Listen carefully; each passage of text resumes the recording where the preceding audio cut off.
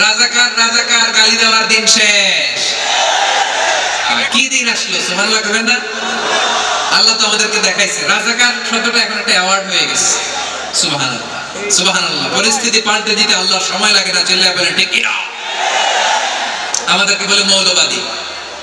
আমরা আসল কথা বলি, ভালো কথা বলি, দেশপ্রেমের কথা বলি, আমরা জনগণের কথা বলি, আমরা মা মাটি ও মানুষের কথা বলি, আমরা ইসলামের কথা বলি, আমরা দেশের সমৃদ্ধির কথা বলি। এজন্য আমাদেরকে বলে মৌলবাদ। আবার আমাদেরকে বলে ধর্ম ব্যবসায়ী। আছে না নাই?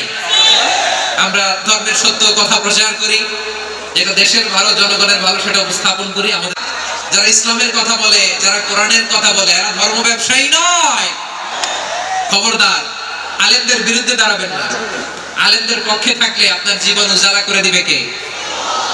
কোন আলেমান আও মুতাআল্লিমান আও মুত্তাবিআন আও মুহিব্বান ওয়ালা তাকুনিল খাওমিস ফাতাহলিক। হয় আলেম হও, নয় আলেমের ছাত্র হও, নয় আলেমকে মহব্বত করো, নয় আলেমকে সাপোর্ট করো। এই চারটা করো, 5 নাম্বার হয়ো না, আলেম বিদ্বেষী হয়ো না, তাহলে দুনিয়াও শেষ আখিরাতও শেষ। চিল্লায় বলো ঠিক কি না? খবরদার, নিজেকে ইসলামের বিরুদ্ধে দাঁড় করাবেন না। এদেশের আসল পরিচয় ইসলাম। এদেশের আসল পরিচয় কি? আওয়াজ করে বলতে হবে, এদেশের আসল পরিচয়। প্রিয় ময়মনসিংহ, গলা ফাটিয়ে বলো, এদেশের আসল পরিচয় কি?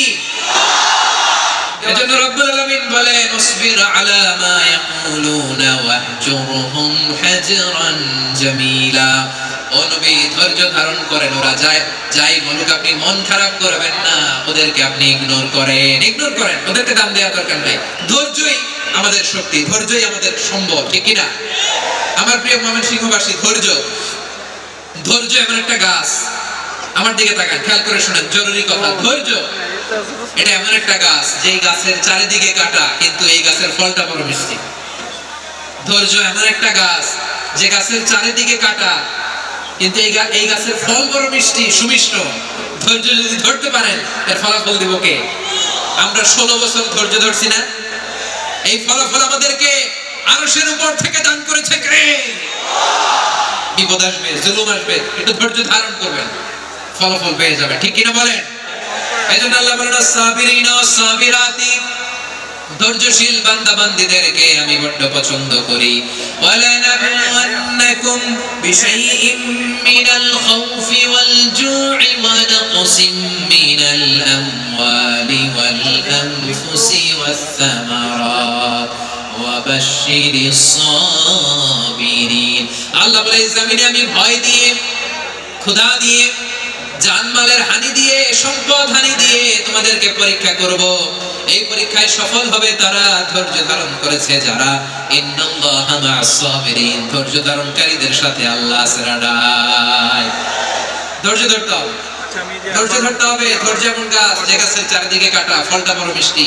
বিশ্বনবী বলেন আজাবান লি আমরিল মুমিন আন্না আমরাহু কুল্লাহু লাহু খায়র ওয়া লাইসা যালিকা ইল্লা লিল মুমিন ফাইন আসাবাতহু সাররাউ শাকারা ফাকানা খায়রাল্লাহ ওয়া ইন আসাবাতহু দাররাউ সাবারা ফাকানা খায়রাল্লাহ। বিশ্বনবী বলেন, এই যে ঈমানদারদের ব্যাপারটাই আলাদা। এটা ঈমানদার ছাড়া অন্য কেউ এই বরকত পায় না। কি বরকত? ফাইন আসাবাতহু সাররাউ শাকারা। ঈমানদাররা ভালো অবস্থায় থাকলে শুকরিয়া করে, এটার জন্য ভালো। শুকরিয়া করলে সওয়াব আছে না নাই?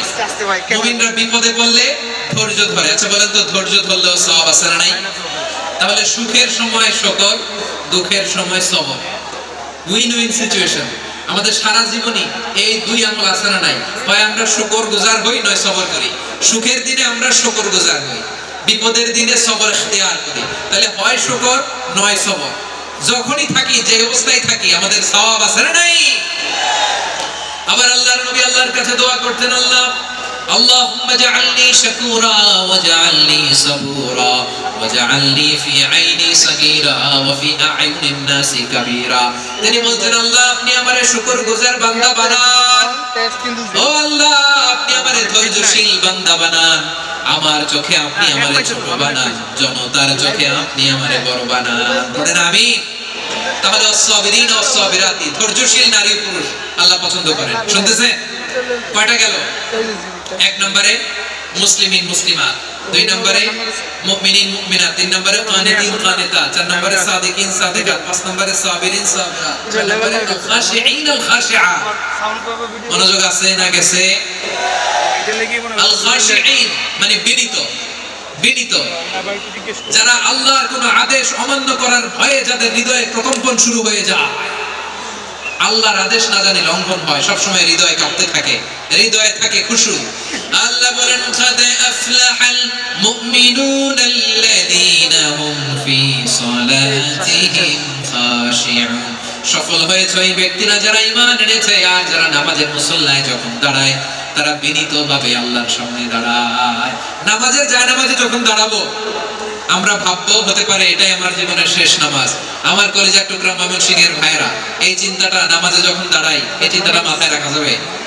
যাবে?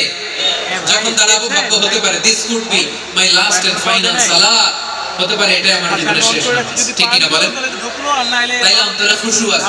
অনেকে বলে হুজুর নামাজে দাঁড়াই মনে থাকে না, কয় রাকাত পড়ছি ভুলে যায়, কি পড়ছি ভুলে যায়, দিন দুনিয়ার কথা খেয়াল আসে, সারা দিন যেটা মনে করতে পারি না নামাজে দাঁড়াইলে ওটা মনে পড়ে।